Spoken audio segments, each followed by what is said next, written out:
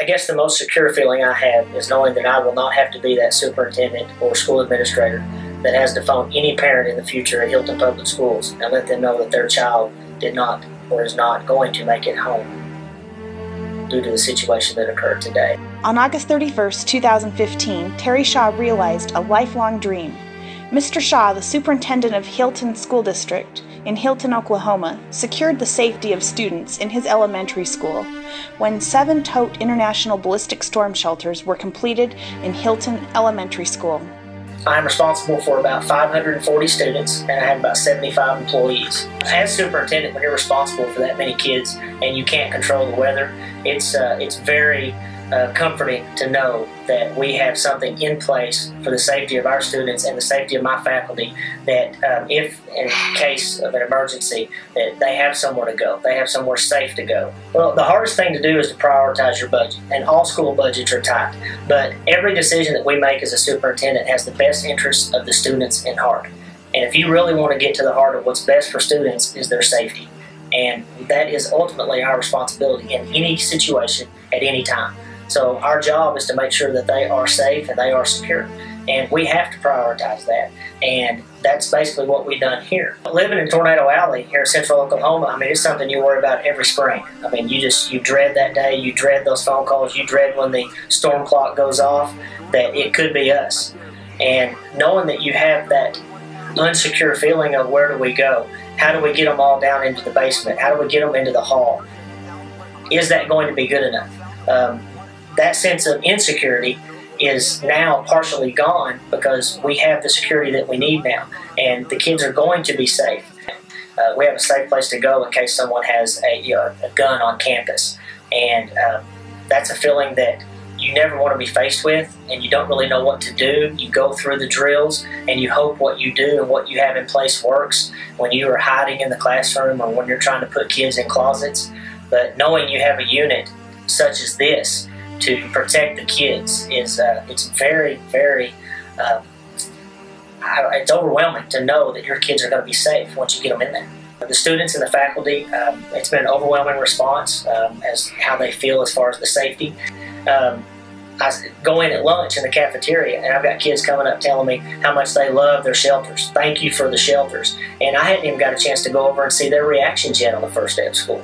But they were bringing those reactions to me as soon as they saw me. So that was wonderful, because you don't know how they're going to react to them. Well, I mean, it's our responsibility in every decision that we make on a daily basis that we have to make that best decision for our students. And whether that comes for the educational purpose or the safety purchase, have to be at the forefront of our decision-making process. And in order to do so, sometimes it's hard to find the money within that budget, but we have to get creative sometimes in order to do that. But ultimately, in order to do my job and be successful, I have to put the kids first. Mr. Shaw wanted to show the town of Hilton his commitment to the shelters. He had raised enough money through a bond issue for 6 shelters, but he needed 7. He raised the money for the 7th by committing to finish the Oklahoma City Bombing Memorial Marathon. Determined to make good on his commitment, when he broke his foot at mile 20, he finished the race on that broken foot.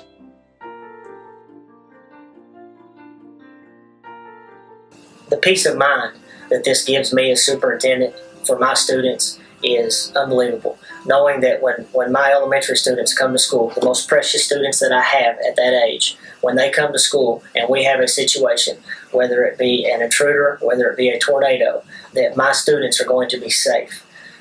That sense of security is beyond belief. And knowing that, it just makes me a superintendent eerie at the fact that my middle school and my high school do not have these same shelters. And that's where it's tough for me, is knowing that I've taken care of my most precious commodity, my elementary students, and they are going to be safe. And now how do I figure out how to fund and get creative with my budget to fund that same security and that same peace of mind for my middle school students' parents and my high school students' parents. That's priority 1 right now, is to continue what we've started and complete the shelters in my middle school and my high school. I think the true benefit of having these structures within the classroom is the time that it takes to get into that structure. They are in the classroom, they're accessible, they're immediate. You're talking 10, 12 seconds to get into the structure and be safe and secure, as opposed to one of your superstructures that may be centrally located within a campus or for an entire campus. And you're talking minutes that it would take to get students into that facility. And then in order for your elementary, your youngest students to get to that facility is going to take even longer, because they don't understand the relevance of the situation. So having these in the classroom, the sense of security that it should give administrators, teachers, parents is unbelievable. The difference in seconds to minutes is strictly going to be life or death.